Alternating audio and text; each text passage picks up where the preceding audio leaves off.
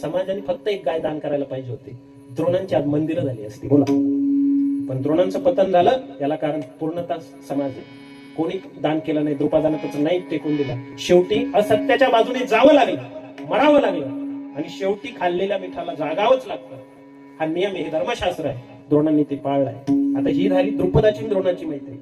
आता एक राजा आहे आणि एक ब्राह्मण आहे, शिकलेले आहे, ब्रह्मास्त्र विद्या प्राप्त आहे.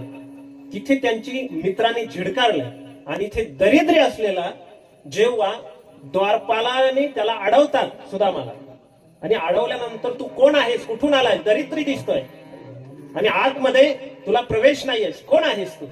आणि त्यावेळेला श्री सुदामा सांगतोय की माझी ओळख जी काही आहे ना ती भगवंताला माहिती आहे. तुम्ही अरे द्वारपालो कन्हैया से कह दो दर पे सुदामा कहीं बड़ा गया है।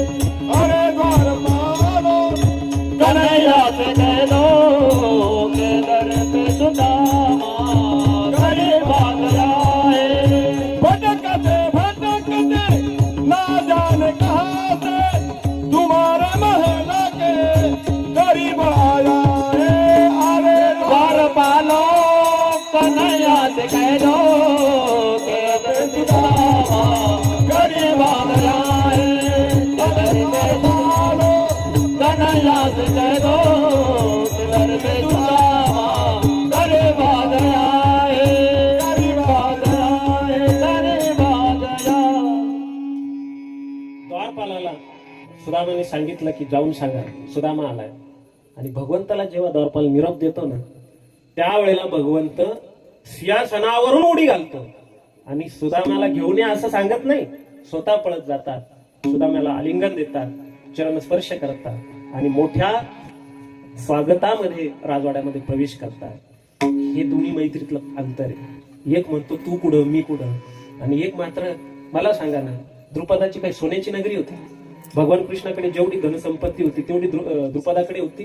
पण नाही. इकडे महाभारतात असे दोन टोकाच्या दोन मैत्री आहेत. आणि श्री सुदामाला जेव्हा त्याचं पाद्यपूजा होते, सगळं काही झाल्यानंतर भगवंत विचारतात वहिनीने काही दिलं की नाही.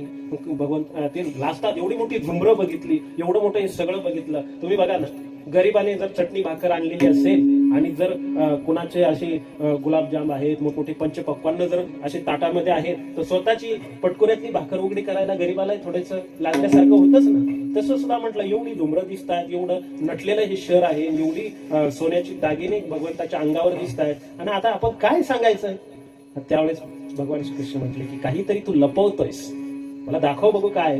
आणि मग सुदामा तरी लपवतच आहे. सुदामा ब्राह्मण तुझे दरिद्र पेढी लागा। सुदामा ब्राह्मण दुःखे दरिद्र पिढीला मुष्टीभर पोहे घेऊन या त्याचे भेटीला निघेला। मुष्टीभर पोहे घेऊन या त्याचे भेटीला निघेला। शुद्ध भावाने सोनिया गाव सोनियाचा दिलागा। विठोबाचा धर्म दाखव त्याचे चरणी लक्ष लागो। विठोबाचा धर्म दाखव त्याचे चरणी लक्ष लागो। संत नामदेव महाराजांनी एवढ्या 4 ओळीमध्ये सगळं चरित्र सांगून टाकलं. नामदेव महाराजांचं इतकं संक्षिप्त रूपामध्ये, म्हणजे बिंदू सिंधू मावतो, हा संतांचे हे शब्द आहे. आपण तासभर बडबड करून सुद्धा नेमकं तुम्हाला काय म्हणायचं हे स्पष्ट होतं. पण इथे नामदेव महाराज स्पष्ट सांगतात की सुदामा ब्राह्मण दुःखे दरिद्रे पिढीला मुष्टीभर पोहे घेऊन या त्याच्या भेटीला या. आणि काय केलं होतं मुष्टीभर पोह्याच्या बदल्यामध्ये? शुद्ध भाव देखून या गाव सोनियाचा. लक्षात ठेवा. म्हणजे याचा अर्थ काय? नामदेव महाराजांना हे म्हणायचंय की तुम्ही देवाकडे जाता, तिघांकडे जाताना रिकाम्या हाताने जायचं नाही असं शास्त्र आहे. राजाकडे जाताना, गुरुकडे जाताना आणि देवाकडे जाताना रिकाम्या हाताने जाऊ नये. म्हणून सुदामाने ते धर्मशास्त्र पाळलं आणि मुष्टीभर पोहे घेऊन गेले. भगवंतांनी पहिला घास तोंडात टाकला, इतका चवीने खाल्ला, आणि दुसरा उचलणार तोच देवीने हात धरला, सांगितलं तुम्ही नका. पहिल्या घासात तुम्ही सोन्याची नगरी दिली, दुसऱ्या घासामध्ये ही द्वारका त्याला देऊन टाकायला, त्यापेक्षा तो आम्हाला द्या.